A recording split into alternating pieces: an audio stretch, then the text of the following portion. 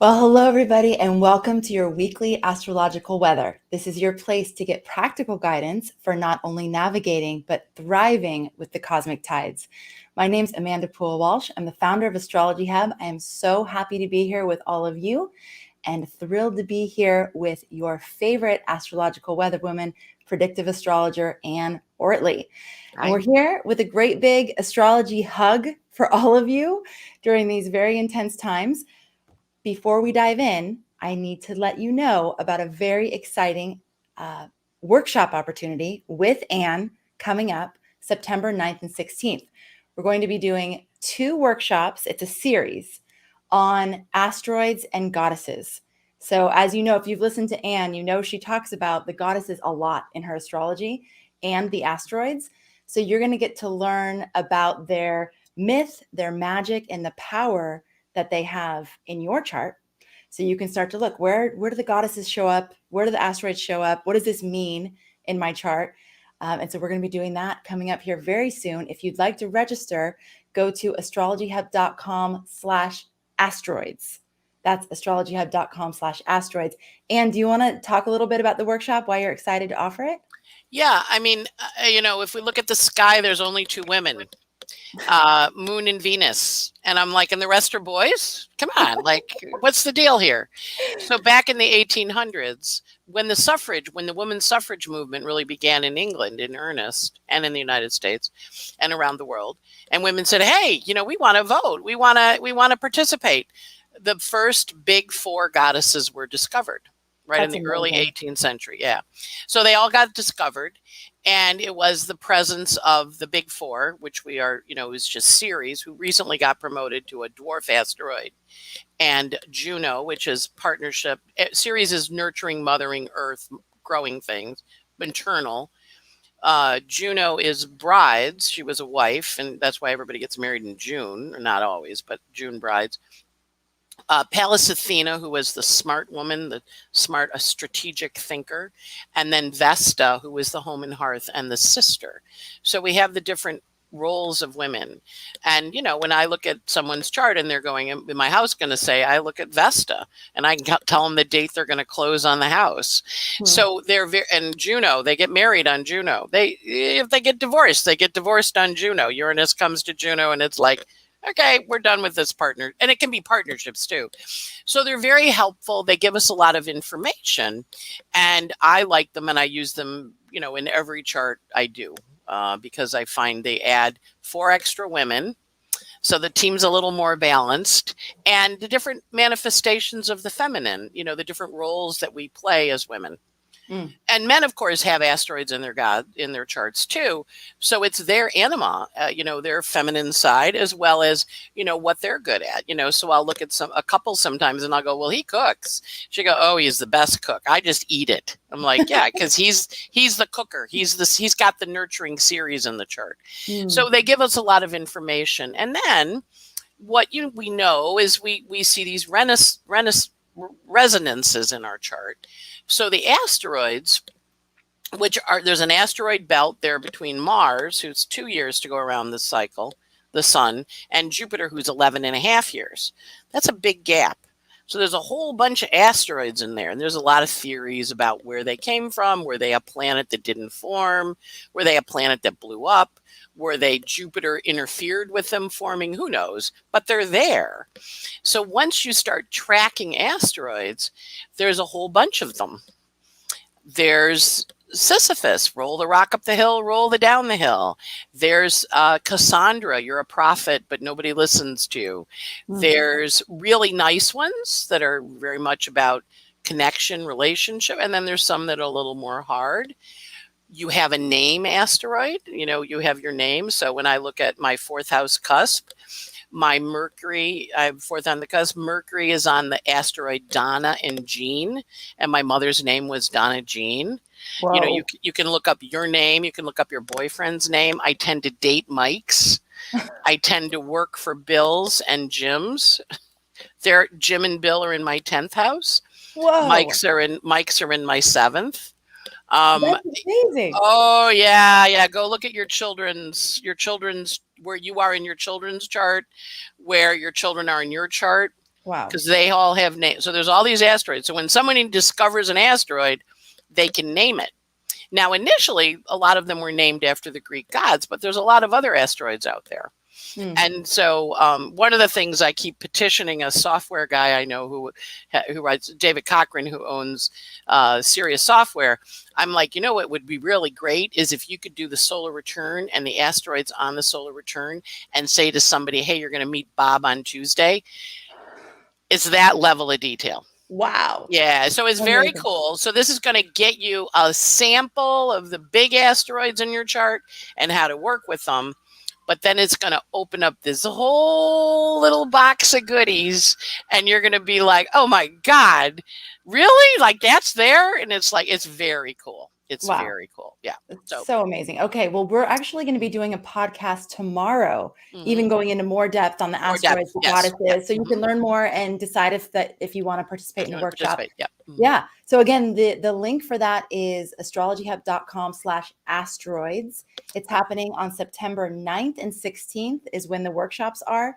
And then the live Q&A. So those are Thursdays. Then you have the weekend to like absorb do your homework. Do your homework.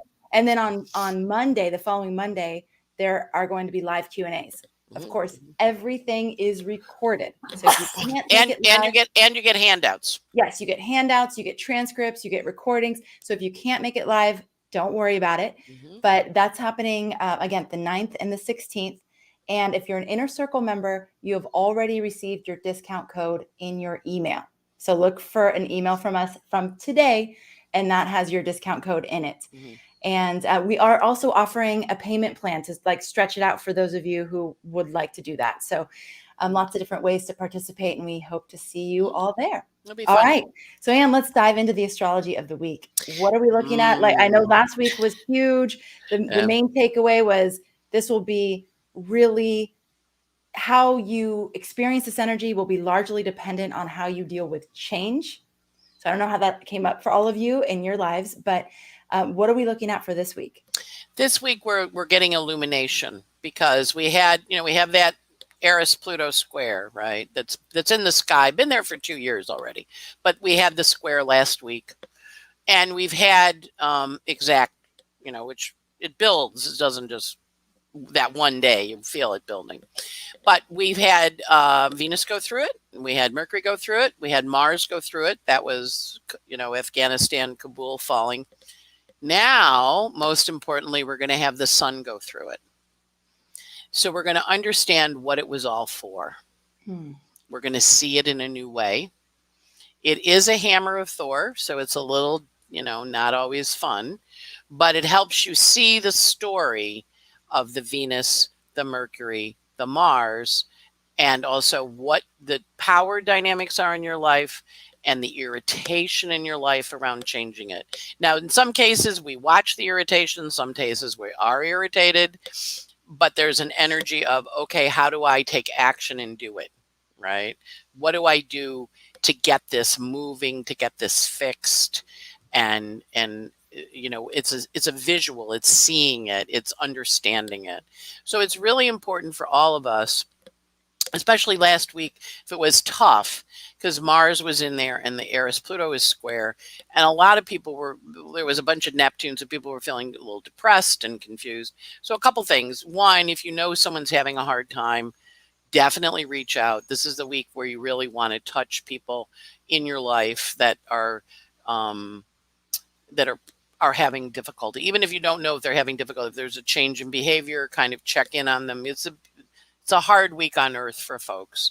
But also watch where, as the story kind of unfolded, you got different information as things came out about what you were going to do and how you were going to do it. So with the sun forming a hammer of Thor, which actually happens on September 1st, that's when it's exact, but we know how this works. As it's coming in for a landing, then it's exact, and then it goes out. We have that awakening, and we all go, oh my God, process, figure it out, what's going on. So it's a really that sun hitting that hammer, 4th of 4. We've already had it woken up a few times. We've already been working with this for the month. but we are in the space of, okay, now what? And as it gets free, we shift. The other big thing that happened was last night while we were all sleeping, Mercury went into Libra, and he's going to be in Libra until November 7th. And whenever we hear Mercury is in a sign for more than 21 days, we go, uh-oh, a Mercury retrograde is coming, right? So when Mercury went into Libra, he says to us, okay, the criticism, I totally get the criticism. I criticize Mercury and Virgo, criticize. It could be better. It could be this. It could be blah, blah, blah, blah. You know, that Virgo stuff, when it's higher form, it's problem solves, lower form, it tells you all the things you've done wrong. Mercury in Libra goes, because he's answering to Venus in Libra, he says, well, okay, I know I told you all the things you can do wrong, but why don't we partner together and maybe make it a little better? Why don't we work a little more collaboratively? And when Mercury's in his collaborative mode in Libra, he always seeks to strike a balance. Is it all good or all bad? No, it's related and created. And back when I owned my computer consulting business, and I would periodically get into an argument with a client about something, which usually involved them not paying a bill, my lawyer would always say, well, do you want to fight about it, or do you want to solve the problem and move on? And that's what lawyers are about. You're going to be a little unhappy. Nobody gets everything they want. You know, they say you have to strike that balance and share. And the Virgo goes, well, I counted and I kept track of everything I'm owed. And Mercury in Libra goes, yeah, that's not really how it works. You remember you didn't count that other stuff that they did, that they think is important. So this is also, if you blew up with somebody or you had a big old fight, this is a great time to reconnect, to check in, to say, you know, I was thinking about our conversation and I realized I had some responsibility in it too. And, you know, I want to partner in love because Mercury is answering to Venus in Libra, the sign of love. So it's a really good opportunity for us to focus on how we can work together and how we can partner. That said, we still have that sun going through that difficult Eris-Pluto square, you know, and I'm going to say it ain't fun. It's about understanding it and looking at it and going, oh, okay, I know where this is from. I know what I did here. I know what my response, I see what my role is. Because when it's Venus, it's the women. When it's Mercury, it's the communication. When it's Mars, it's the other one picked the fight. But when it's the sun, you go, yeah, I have some responsibility. So it's going to be an interesting week. And I think our job with it is to see where we see the sun and where we, you know, because this is a continuing story. You guys have been working on the story the whole month. You know, so it's all about now what? And so this is the part where we're not going forward yet. We're still going backwards till the end of September, beginning of October. But we're in the now what part. Okay, now what? And that is about how do we partner? How do we work? How do we connect? And so that Mercury shifting, he gives us till November 7th to work out our relationship stuff. And as Venus goes through Libra and then goes through Scorpio and then goes through Sag, she's going to give him different ideas. And then next year, Venus is going to be retrograde for a long time, 40 days, where she's going to say, okay, what's the cost of it? What's your emotional commitment? What do you love? So it's a really strategic part, you know, time for us. Plus, you know, there's a lot of Neptune. So people are either feeling overwhelmed, maybe overtired, maybe exhausted. Go to bed. You know, the world will be there tomorrow. You know, I had talking to a friend of mine last night and she was just, you know, a whole bunch of stuff going on in her life. And she's like, I just can't even look at the news. I can't, I just don't have any more bandwidth. I appreciate I should know about it, but I can't look. I'm just tuning it out. I'm turning on something else, you know, and her dad's ill and, you know, there's all these changes going on in her life. And she's just like, I just don't have room. Yeah. And so honoring that I don't have room, because that's also Sun in Virgo. Sun in Virgo knows what it can actually do versus what it's expected to do. So this is the other thing you may have found last week, like I did. I had a thing happen and I made a realization. I got a little mad and then I thought about it and I thought, well, really, what is my agenda here? Like, why am I doing this? Right? What's my purpose in doing? I mean, I know why I signed up originally, but what's my purpose now? And it made me calm down. I got on the phone with a friend of mine. She threw some tarot cards and she, kind of an iterative and it was like, yeah, well, what actually is my vision? What do I want to contribute? How do I want to contribute it? And instead of being irritated, understand what my contribution is rather than counting, because Virgos count. We keep track of stuff. We go, well, I have 5 and you. So those are the people that go, you cut the pie, the other one picks first, right? Then the Virgo cuts the pie exactly even, right? So it's about us really balancing that. I want to call it the tit for tat. Well, I did this and you did that. And maybe looking at that and seeing where that isn't so productive. And maybe that doesn't give us the outcome we want. And what do we actually want? So it's an interesting week because it's a reappraising week. Does that make sense? Yeah. Yes, it does. So a couple questions for you, Anne. I know you're one of the few astrologers. I mean, I'm sure there's other ones, but I hear you speak a lot about the hammer of Thor and I don't hear about a lot. I don't hear that from a lot of astrologers. So I don't think we can cover it enough times here. So can you tell us again, what does it mean? Where are we looking at our chart to see where the content or context for our own lives is? Okay, so the hammer of Thor, the 2 legs of it, the business end of the hammer. We have to do the glasses again, Amanda. Okay. The business end of the hammer is at 24 Capricorn, where Pluto is, and 24 Aries, where Eris is. And then it forms what's called a sesquiquadrate, which is a square plus a semi-square. So think of a square, which is action-oriented, and a semi-square, which is a little stressful. So it's stressful square. You have to take action, but you're feeling stressed about it. Or you go, oh, and then oh my God, I got to do this. That kind of. So the handle is 9.5 Virgo.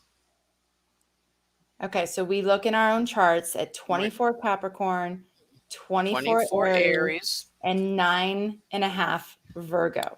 9.5 Virgo is where the handle is getting swung from. So that's the part of our lives that's actually like initiating the change, but the Capricorn and Aries placement is where the change is going to happen.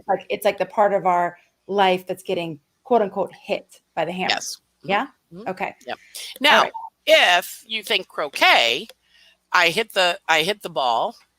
My ball hits your ball. I come over and I put my foot on my ball, and I whack your ball the hell out of the game.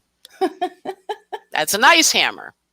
On the other hand, someone comes over and whacks you, you're kind of like, oh, okay. So look at where the handle is swinging. Look where the 9 Virgo is, because that's where the handle is swinging from. Right. Okay. And then the business end is the Aries Capricorn stuff. All right. So we're not always the ones swinging. We're sometimes the ones getting hit. Can you look at hammers move, right? So you can have a hammer in your natal chart. We can have temporary hammers. This one just happens to be a really big hammer. So whenever there's a square in the sky, when a planet goes through that little degree of 135, it activates the square and it swings the hammer. So we can have it in our natal chart, and people do, and they tend to be people, when I read a chart that has a hammer of Thor, I'm like, oh, you can clear a room with this puppy, and they go, yes, I can. Unfortunately, when it's in the sky, we can all clear a room with it, or we watch a room being cleared. We're watching Afghanistan be cleared out. We're watching, COVID clear out. It's the hammer. The hammer's swinging, baby. So I use them because they're very powerful aspects. I'm a real big 4th harmonic girl. Meaning if you have a square, an opposition, a conjunction, a sesquiquadrate, or semi-square, you're going to take action when that puppy moves. Now, I like trines and sextiles But I know the action happens when we have that fourth harmonic.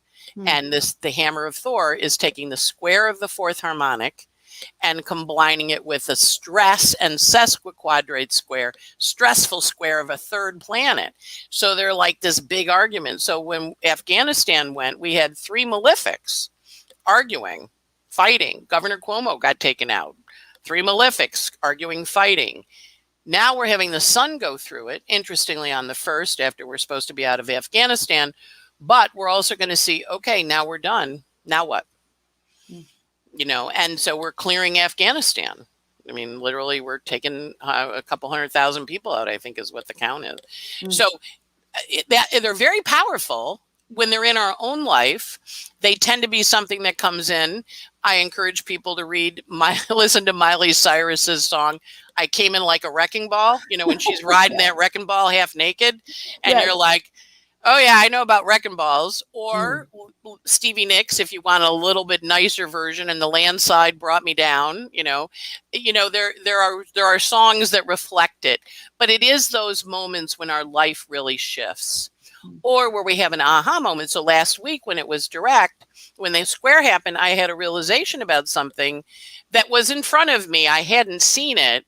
And I went, wow, Mean Girls, really? I'm being picked on by Mean Girls. How do I want to handle this? And I thought, well, I have an agenda that I still want to accomplish, so I'm going to get that done. And am I going to say anything? Nope, going to move on through it. But I noticed. Right? And, I processed with my friend. I called another friend who's a therapist. I processed with her. And I got clear on what my agenda was. And so now I'm going to implement it. And literally, I am starting to implement it on Wednesday the 1st. So It's like, all right, that's my contribution. I'm clear. So it's a helpful aspect. It also is a little bit shocking sometimes if you don't see it coming, because then you go, ooh, that was a little ouch. And it is. It's not an easy aspect. But so this is the 4th, right? This is the 4th of this storyline we've been working out with these hammers of Thor. So will we already kind of know the content of it? It's not going to be something shocking and brand new, like a Uranus kind of thing. It's going to be a continuation of the old. Yeah. Okay. And then a question from Patty: what orb do you use for the hammer of Thor? Tight. I use like a 2 to 3. Yeah. Okay. 2 to 3 degrees. Yeah, because obviously the square is up there. It's been there for the whole year. It's going to be there 2 years.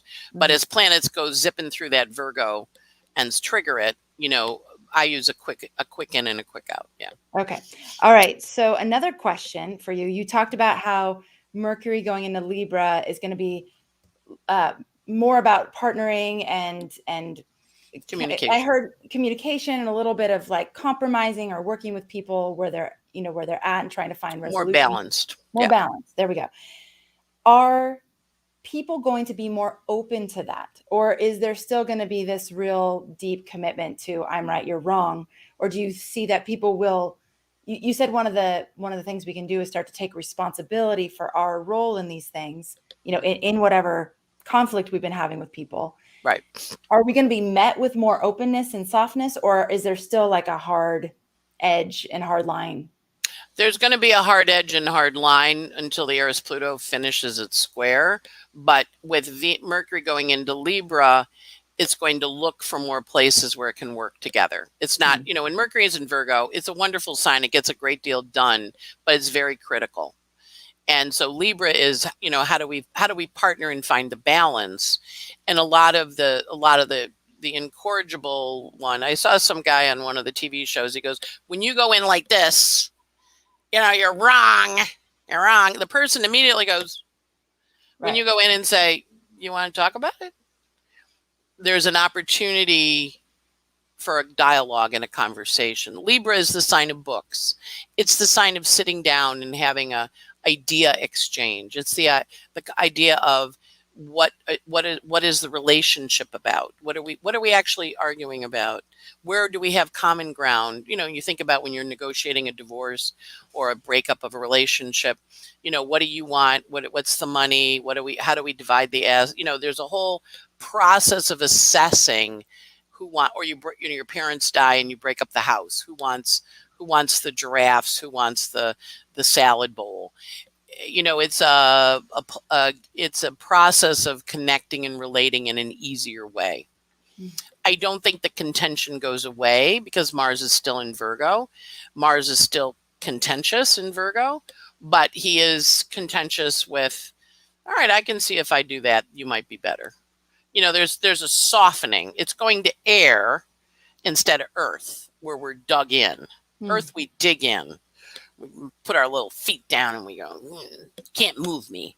Air, breeze, little blow, little wind.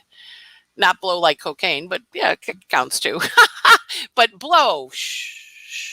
How do we partner? How do we relate? Right. Well, so there's an energy of dialoguing that will be coming up. It's beginning. It's not there yet because we still have the Sun and Mars in Virgo, so they still have work to do. So they're not necessarily interested in a conversation just yet because they're doing stuff. But the other planets are all going, okay, we can talk about this now. Right. Yeah. You talked about, when we come into the conversation with our claws, that it's probably not going to flow that well. You're basically turning off the other person right from the right. Yeah. But one of the things we've talked about on this show in the past, we haven't talked about it for a little bit, is this idea of listening to learn. And if you come in with that stance, like, hey, I really want to understand. Like, I really want to understand where you're coming from. And that it's not hey, I'm going to hear what you have to say, but then I'm going to give you every reason why you're wrong. I'm going to come at you with every reason why what you just said is wrong and untrue.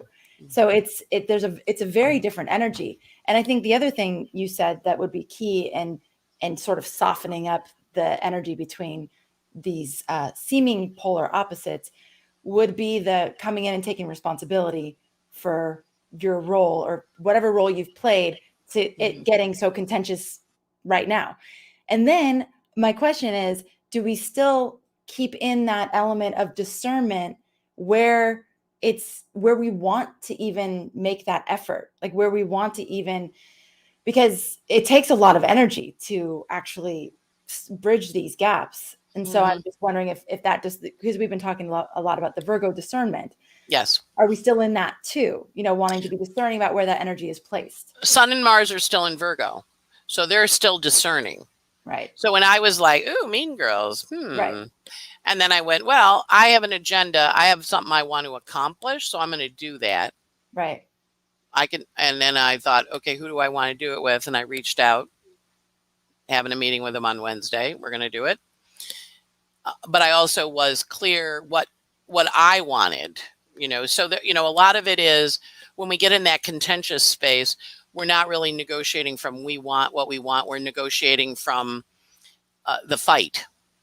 That's why fights are so diversionary. When you're a pickpocket, you pick, you create a little diversion and you can pick their pockets, right? So fighting is a diversion. And what is the real task at hand? So what's the diversion that we want to do here? And that's the part where we can reach some agreement perhaps. But the other thing you're going to find out is what people believe and why they believe it. So this morning, I always watch for the planets to change, right? What's the news going to hit on Yahoo or one of the things I read. And so it was Rand Paul stepping forward and saying, the reason they're against this stuff is because they hate Trump. And I'm like, ooh, is that your belief system? Interesting. Okay. That provided me this kernel of information when he gets so combative. He's fighting for Trump, which is totally his choice. But he thinks they're making these decisions because they don't like him. And I'm like, oh, okay. So this is a really good time to find out the motivation that's driving the behavior.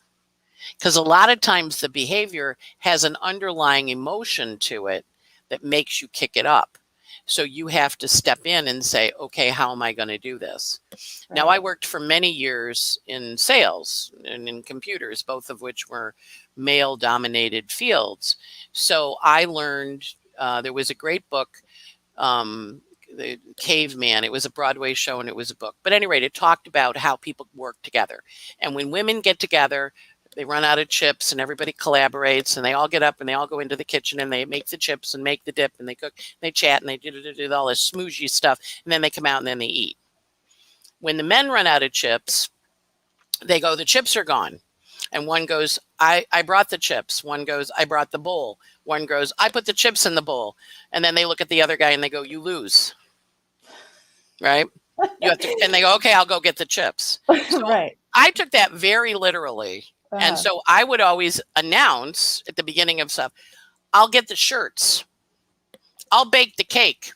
I would announce what I would do when I was in a room of people, that's what I'm going to do. And then everybody goes, I'm going to do this. I'm going to do that. And then suddenly it's all allocated. So there's ways to communicate. And Mercury in Libra teaches us how you're going to communicate to get agreement, to get buy-in, to get people to work with you. And it's a helpful tool because you got to know your audience, who you're dealing with, and what helps them motivate, and why. Because you're going to see it. You're going to see, oh, I can negotiate that way. That's their belief system. Well, that explains a lot of stuff. Okay, that's good. Now I know what their belief system is. Now I can work with them. Right. Okay. Does that make sense? It absolutely does. It does. And the other thing I was thinking is when you brought up the diversion and the pickpocket, there's also where am I stuck in the diversion and not paying attention to the main point? Where have I gotten sort of tricked into my attention fully on the diversion and not on the actual thing that's happening here? Which I think right. And that's the important part because Mars is going to go past Neptune this week. So we're going to see where we got caught in the diversion rather than where we were diverted, where we were Neptune. Maybe we didn't see it clearly, but now once we see it, we go, oh, I see that now. I hadn't seen that before. That's an interesting little piece of information. And, I'm a firm believer. I have a Mercury-Mars square. I'm a firm believer. People tell you who they are. People talk their charts all the time. When you're listening to someone and they're saying, oh, I'm so depressed. Oh, my life is so chaotic. Oh, I'm completely overwhelmed. I'm completely swamped and flooded. You're hearing Saturn, Uranus, Pluto, Neptune transits. I'm swamped. That's a Neptune transit. It's so chaotic. That's a Uranus. I'm so depressed, or I'm so oppressed, depressed, repressed, held down. That's Saturn. So, but people talk their charts all the time too. They talk their planets. They talk their belief system. Their chart is their belief system. When you look at like the theorists like Jung or Skinner or Freud or people like, in my case, I was a psych major, so I looked at their charts because I'd studied their theories in college. But their charts describe their belief systems. That's important too, is like, look at the chart of the person. It describes their belief system of what they think is right. It's so interesting to think about that too, because each of us has a different chart, as unique as our fingerprints, as unique as a snowflake. So we, by our very nature, we are going to see things differently. Yes. We are. Yes. We're looking through things through a very different lens than those around us. So trying to get everyone to see it the way you see it is not going to happen. It just can't. Astrology shows us like everybody's completely unique and viewing the world through a very unique lens. So trying to do that is futile. It's just, it's not going to work. So, Anne, on the Neptune, Neptune front. Yeah. On the Neptune, we're going to have Mars is going to hit Pallas Athena on the 1st, and then he's going to be contraparallel Neptune on the 1st, and then he's going to be opposite Neptune on the 2nd. And then he is going to have a sesquiquadrate with Saturn on the 3rd. So that's kind of leading us into, because we also have that Saturn-Uranus square, which isn't that active right now, but he will soon have a sesquiquadrate with Uranus, which is what's the structure? How are we changing it? So there's a lot of energy around that too, because Mars is taking action saying, what's the dream I'm working on? So last week when I was annoyed, I'm like, well, I have a particular thing I want to accomplish. I'm going to do it. Okay. So it's going to also help us get in touch with our own agenda. Because we all, to your point, everybody has. You mean our dream, our vision, the thing that we're actually trying to accomplish here. how we Yeah. get there. Okay. Yeah. Yeah. And recognize that the fighting and all that's a diversion. I mean, you're not going to change their mind if they don't want to change. Right. You know, you watch those dogs, and you know, a lot of dogs in New York, it's hot. Dog gets outside, looks around, goes, I'm not walking, I'm sitting down. You know?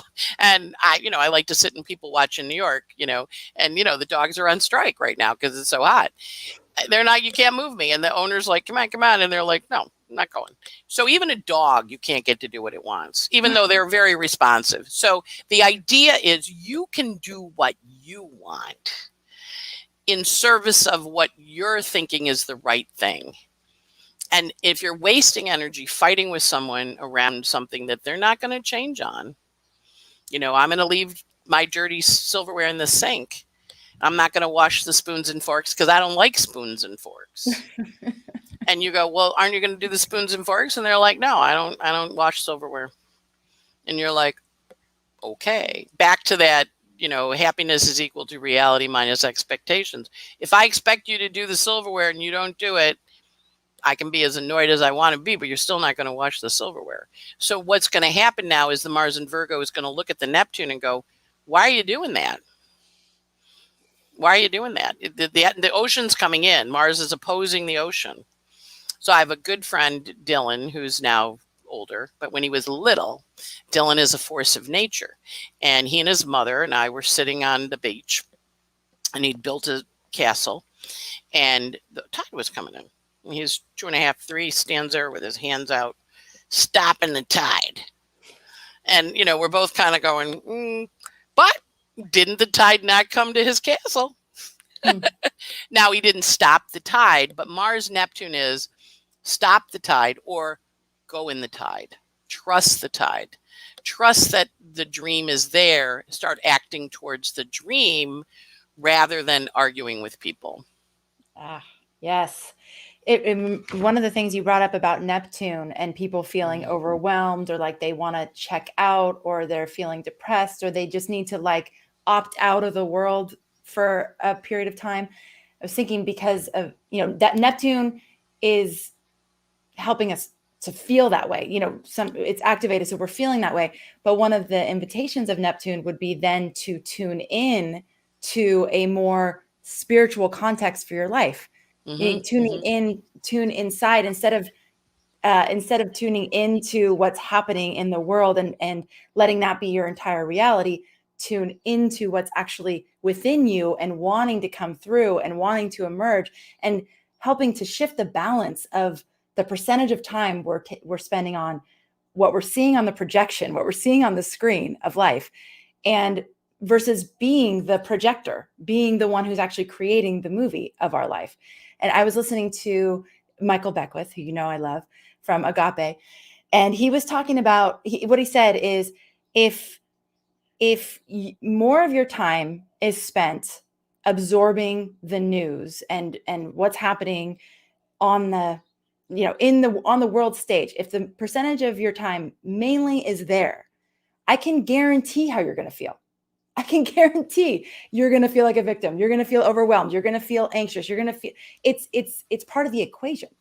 But if you start to shift that balance and more of your time is spent, like you're talking about, dreaming, focusing on your vision, focusing on your agenda, meaning your agenda for your life, the purpose, the reason why you came here. And if you don't know what that is, spending time in that question, what is it? What did I come here to contribute? What is mine to do? What is my role here? If we can start to shift the percentage of our time, we're going to start to feel different. We're going to start to feel better. It's not that those things go away. It's not that they're not happening. It's not that your head is in the sand. It's that you're consciously directing your awareness in a place that's actually contributing to something better. Yeah. It's like we can keep regurgitating this thing, or we can actually start to shift and start contributing to what we would like to see different. And saying, how can I contribute? What is my contribution? What do I think is important? Right. And how do I want to do it? And then in that capacity, it also is with all the Neptune in the sky, I really encourage people to pay attention to music and song. When you're doing something, I have found, with doing the pockets, I keep hearing different songs. Like this, I think it was yesterday or today, was John Mellencamp's Hurt So Good. And you read the lyrics, I mean, it's a bad video, but when you read the lyrics, it really is like, it really hurts good. But Hmm. hurt and good we think of as, but it hurts to it gets us moving, right? Hmm. And then kind of, and this morning I woke up and it was Andrew Bocelli singing like a prayer with Celine Dion, and I'm like, oh wow, I love their voices, and oh, remembering to pray, remembering to, so watch for, songs that come up for you on your Pandora, on your playlist. And that's another way to do the Neptune too. When you're dealing with someone and you're talking to them, I went to a workshop once in Lilydale, and this woman, her name is Dee Wallace. She was the mom in E.T., and she's written a lot of books on energy and shifting energy. Hmm. And so when in the workshop, when people would get stuck, she'd say, well, what's the song lyric? Huh. And what's the song title? And they would say it, and she clearly had a lot of music, and she would know, and she would say the lyric back to them because that was the emotional hook in. Because music hooks us in without, we have these songs in our head and we hear them. So there was an interview with Paul McCartney, and he was saying, well, I was raised in a very musical family. My aunts would come over and they would all sing, and my father would play the piano. So I had a lot of music in me, immersed in me as a kid growing up. And then when my father's hands got arthritic, I would play the piano for the old ladies singing. And we always sang.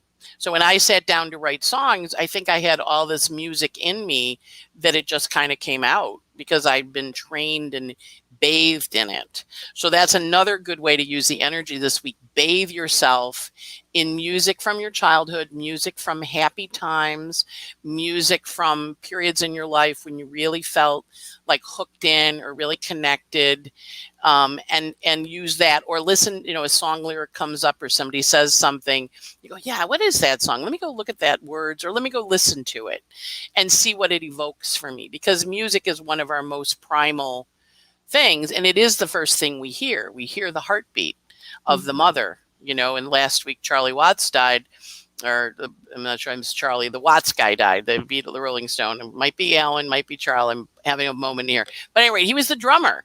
Right. And he's like, those Rolling Stone songs, and you hear that beat, and you know what that song's going to be, right? And so we hear our heartbeat in the mother. That's our first sound, is the mother's heart, right? So going into primal space with music is always helpful, especially in a week like this. One of the other ways that music can be so helpful is in decision making. And I know we've talked about this on the podcast before, but when you're faced with a decision to hear the music that is conjured for you when you walk down one path, and then hear the music that's conjured for you when you walk down another path, and it can be very revealing. One path can just feel like completely cacophonous and just, not the kind of music you'd want to be surrounding yourself with full time. And the other one can feel like an opening, and, it can make that decision-making process even more clear for you to hear your internal music. Because it's your emotional hook to the, what's calling you. Right. What's the music in your heart? What's the music in your ears? Yeah. Okay, Anne, so we've gone through the major aspects for the week. What would you say then is the actual theme of the week? Theme is clarity. Clarity. Okay. Clarity, it's kind of like when this marine layer, if you've lived near water, the marine layer is sometimes foggy. It's like when the marine layer burns off, and suddenly it was foggy in the morning, and now you can see the sun, and understanding that the light is burning off. We're going to see the sun. And, once Mars gets past, I'm going to say go past the second, the Mars has to get past Neptune, and Uranus and the sun has to get out of the hammer of Thor. But, it's clarity of, oh, okay, we're here. And of course, we're going into Labor Day weekend, which for many people marks the end of summer, and a remember of what our work is in the world. We're reminded of, and our work can be not our job, but like, what is it that calls our soul? What is our work in the world? Oh, that's good. Yeah. Anne, what would you say is the intensity scale? Pretty high. Yeah. Some people it's going to be over the top because, they've been maybe working with these transits, but they haven't actually seen it. Right. And so when they see it, they go, wow, I hadn't seen it like that before. When we see people hopping on a plane trying to ride the wind, to get out of a place, and we complain about what we have. It's like, wow. Wow. Like, Yeah. what am I complaining about? Right. Yeah. Yeah. And you have a bed. What are you complaining about? It's an appreciation of the wow. Now, don't feel guilty. Do not feel guilty when you Right. go, oh my God, the wow. I'm like, no, don't feel guilty, because Mars also has a hard aspect to Saturn. Act on it. I remember once when I was in high school, and this one woman was sitting crying by her locker. And I went over and I said, are you okay? Can I help? And she was very upset because she had been telling a friend about all her problems with her parents, whatever. And the friend had just said to her, my mother just died of cancer. And so she felt guilty because she had been bringing the friend the problems with her mother, and how much, in the meantime, this other woman's mother was dying. So she was sitting there feeling really guilty and crying because she felt guilty. I'm like, but she listened to you talk about your mother, right? And at the same time, you didn't know this was going on in her story. So you're not to feel guilty for your story. You're to understand everybody has a story, and don't feel guilty because she was helping you. And maybe that was helpful for her to help you deal with your mother, so it's watching for like weird guilt. And that's the Mars with Saturn this week, like weird guilt about stuff. Because Saturn has, he's the guilty, he's the guilty guy. Well, instead of feeling guilty, it's just a reminder, like you said, to appreciate and be grateful for what you do have. It's not to feel guilty about what you have, but to remember to celebrate it, appreciate it, take action to help facilitate more of it for not just yourself, but for other people potentially. Yeah. But also recognizing, in her case, she felt guilty for what she did, when in actual fact, that wasn't what the friend was doing. You know what I mean? It was like weird guilt, not weird, like, oh my God, I was burdening her. And like, no, we're all having a hard time. Everybody's working with people in different levels. So not feeling guilty for what you can't do or what you did, just saying, okay, I resolved to change that. Right. Maybe that's rather than feeling bad and guilty, just saying, I kind of screwed up, or I didn't realize, or I didn't pay attention, or now that I know, I'm going to do differently. It's about seeing it, but not feeling guilty for it. And the problem with the Mars sesquiquadrate Saturn is we can feel like, when people say, well, you should have known better. And you're kind of like, how could I know better? She didn't tell me. Right. So recognizing when you get blamed for something, because there's a lot of blame in Mars and Virgo and Sun in Virgo. When you get blamed for something, you're like, doing the best I can. And that, I think, is important for us to do to everybody. You're doing the best you can. And then, follow up after a pause, like Dr. Phil does. And he goes, and how's that working for you? And there's an opportunity to change it, but not to feel that you did something wrong, because you were doing the best you could at that time. Yeah. From your awareness, from the information you had, from your experience, from all those things, you're doing the best you can. Yeah. And when you become more aware, you might go, oh my God. Right. It's like, that's okay. Now you know. Now what are you going to do about it? Right. Remember, with illumination, a lot of times when we see it, it triggers all the planets, because the sun is coming in at my window here. The sun lights everything up. And we see it in a way we hadn't seen it before. And so that's this week. We see it in a way we hadn't seen it before. And then once we do that, then we get to figure out, well, what is it we can do about it? And that's where our action space is. Right. Yeah. Yeah. I can see what you're saying. There's that period of regret that can happen when you have a new level of information or awareness. It's like, God, I regret that I didn't know this before, but it's like, how could you have known it before? You didn't, or I knew it, but now I know this now. And, the Maya Angelou quote, I knew that then, and now I know different. I do different. Right. I'm not quoting it properly, but it's that when you know better, you can do better, says Laura. Thank you. Yeah. Because it's true. And we don't know everything. We like to think we do. Right. But we only know what our planets know. And that other guy might have a planetary piece of information we don't have. Right. And they tell us and we go, really? I didn't know that.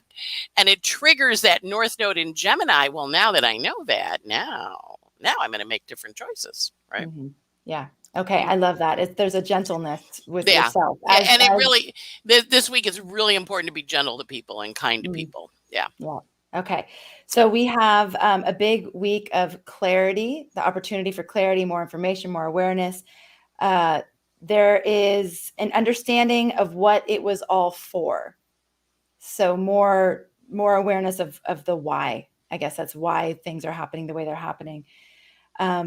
We'll be able to see the story of the power dynamics and the irritation that we may have or other people may have around changing it. Mm-hmm. And you reminded us to reach out to people that may be having difficulty. One of the things I was thinking when you said that is, so much information is getting passed around. Again, this is sort of like information about what's happening, but how often are we sending in like little inspiring things or uplifting things or encouraging things or telling people why we love them or what we appreciate about them. Mm-hmm. I mean, those kinds of things could really go a long way right now as people are, inundated with a lot of the other stuff. Yeah. And I think that's a really important thing. I remember one time my aunt got a new tape recorder and she mailed me a tape. And I made this tape just for you. I'm like, okay, great. Wow. Put it in my thing. Stevie Wonder singing I Just Called to Say I Love You. I'm like, okay, next song. Stevie Wonder. I called us 25 times. That was the only thing on the tape. Stevie Wonder, I just called to say I love you. I just called to say I care. And I called her. I didn't write. I mean, I did write her a thank you note, but I called her and I said, so only Stevie Wonder on this, only one song? I love that song. And I knew when you had a bad day, I wanted you to be able to play it and know I love you. Oh. And I'm like, okay, thanks. That is adorable. That is so sweet. Wow. Yeah, it was really, it's Aunt Kay. Yeah. She was really pretty terrific woman. Aunt Kay is awesome. We've been in Aunt Kay's house, right? No. Yes. Mm-hmm. We did a podcast from Aunt Kay's house. We did a podcast from Aunt Kay's house. She's no longer with us anymore, but she called to say I love you. So I will hang up and go play that song and think of Aunt Kay. So she's calling to say I love you to all of us right now. Yes. Yeah. Yes. That's so sweet. Okay. Mm-hmm. So on September 1st, we have the Hammer of Thor. Look at where 24 Capricorn, 24 Aries, and 9.5 Virgo is in your chart with a 2 to 3 degree orb. Which for those of you who are like, what's an orb? I remember in the beginning, you astrologers were talking about orbs. We're like, what the heck's an orb? 6 degree Virgo to 12 degree Virgo. That's the orb. 3 degrees. Yeah. Right. So it's on either side of whatever number we say is the orb. So if she says the orb is 2 to 3 degrees, you can add 2 to 3 degrees on top of 24. to 9 Virgo. Yeah. Yeah. But also on the 24 Capricorn and the 24 Aries. So that would go up to 27 and down to 21. Yeah, so because remember, when a hammer swings, it whacks the hull, but sometimes plaster on the other side falls off too. Right, exactly. So when you're looking at your chart, you're seeing, do I have any planets in those positions that they just said? Okay, and if you're like totally confused, don't worry about it. You don't need to know right now. You will know when you know. Okay, we have Mercury moving into Libra until November 7th, which means we're coming up on a Mercury retrograde, which I'm sure we'll talk about when we get there. But that's coming. This is a time to be thinking about how we can make our partnerships better. How can we bring more balance? How can we find ways to connect where we connect? So one of your quotes was, I want to partner in love. So how do I partner in love? See where we can take responsibility for our role. And wherever we can take responsibility, it's like, okay, now what? Like now that I know what I did to contribute here, now what? How can we move this forward? Right. How do we partner? We have the Neptune energy reminding us to, if you need to check out, take baths, listen to music, tune into whatever your spiritual practices are, whatever that is for you. Remember what your agenda is here. Remember what your purpose is here. See where you've been diverted or distracted and bring that awareness back to what it is that you came here to do. And at our Inner Circle Leo new moon ceremony, we did something that was really profound. And I didn't realize it would be profound until after we did it. But with the Leo energy, it was very much around, okay, everybody tune into your most childlike, enthusiastic vision for your life and for the world? Like, where are those things as a child that you looked at and went, gosh, why is it like that? Like, it could be so much better if it was like this. And, those dreams that you've had within you that feel really close to your heart and vulnerable because they are close to your heart. So everybody wrote those things down. And then we had like 5 or 6 people share. And it was astounding how similar the visions are, those really deeply held visions in people's hearts. They're similar, but then each person had a different angle on it. It was like, some people came here to do the vision for the animals, some for the children, some for the women, some, for businesses. There was like all these different angles at it, but it was such a beautiful dream of more harmony, of more beauty, of more appreciation. And people had different roles that they felt that they could play in contribution to that.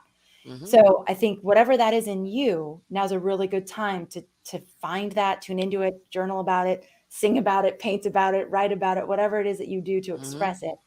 And like you've been reminding us, Anne, there's going to be opportunities to start taking more and more action towards these things. Yes. Yeah. Okay. You talked about the tides. Like, are you going to do this and like stop the tide like that boy did? That little Dylan, stop the tide. Yeah, I love how you can just pull out these stories. You have so many stories in like your memory bank that come out at the perfect time. It's amazing. So there's that stopping the tide and or going with the tide and surrendering to the tide. We talked about the theme of clarity, reminding about what our work is in the world. The intensity scale is high. And remember that you're doing the best you can, and the people around you are doing the best that they can from their current level of awareness. Right. All right. Anything else you want to add, Anne? Remember, we're in life school. We're in life school. Oh my gosh, yes, we are. And you want to go, do I want to pass fail in this class? Do I want an A? Do I want a B+? What grade do I want? So, and you may say in that class, gym class, just to pass fail. But in philosophy, I want an A. Like you can vary it. You don't have to get A's. You don't have to get straight A's. Right. But you're being asked to gradiate. Gradiate's the wrong word. You're asked for gradation of how you want to act. What can you actually get done? Yeah. Also, are you using your own scale of quote unquote success in life school, or are you using someone else's scale, someone else's, grading system? Because now's the time to tune into our own grading system. What would it mean to feel successful in this life school, in this incarnation for me? Right. Yeah. You got it.